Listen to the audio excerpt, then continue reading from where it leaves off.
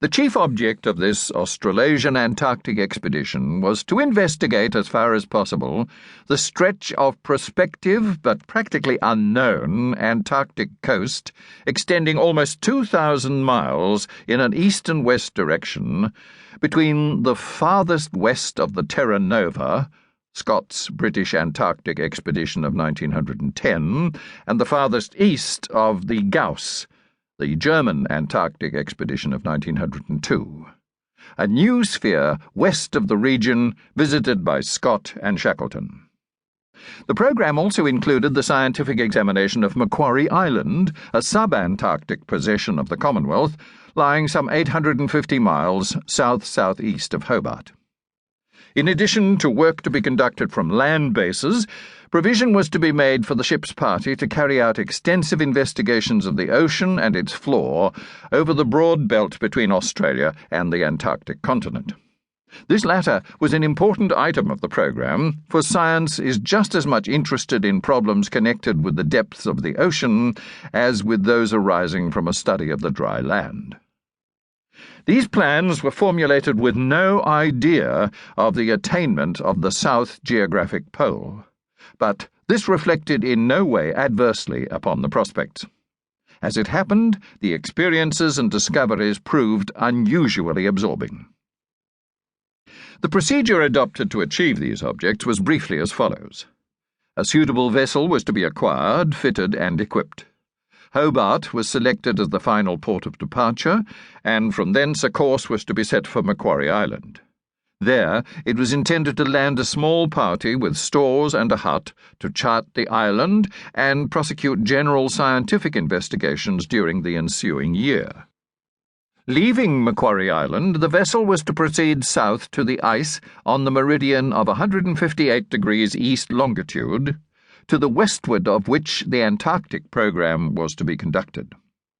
After reaching the pack ice, every endeavour was to be made to penetrate to the south to reach the supposed continent.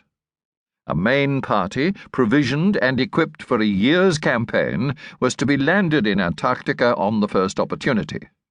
There, a hut would be built to constitute a main base station from which to prosecute explorations on land. Thereafter, the ship was to proceed westward with the set of the drift in those seas, and it was confidently hoped that further landings would be made, and at least one more shore station, our western base party, be established before the end of the summer season. Having landed several parties, the vessel was to return to Hobart.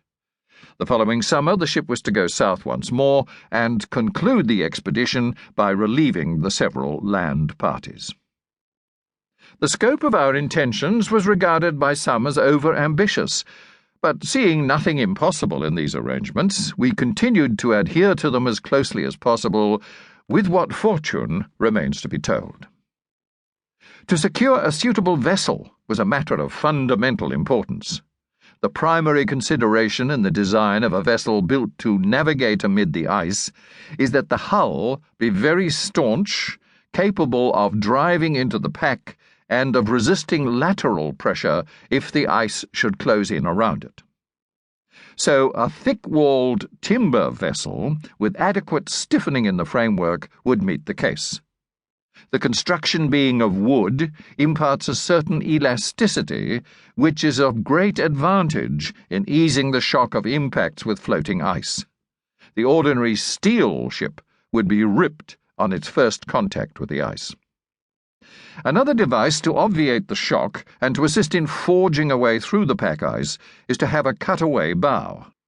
Thus, instead of presenting to the ice a vertical face, which would immediately arrest the ship and possibly cause considerable damage on account of the sudden stress of the blow, a sloping, overhanging bow is adopted.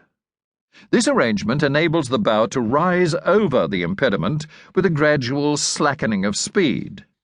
The immense weight put upon the ice crushes it, and the ship settles down, moving ahead and gathering speed to meet the next obstacle.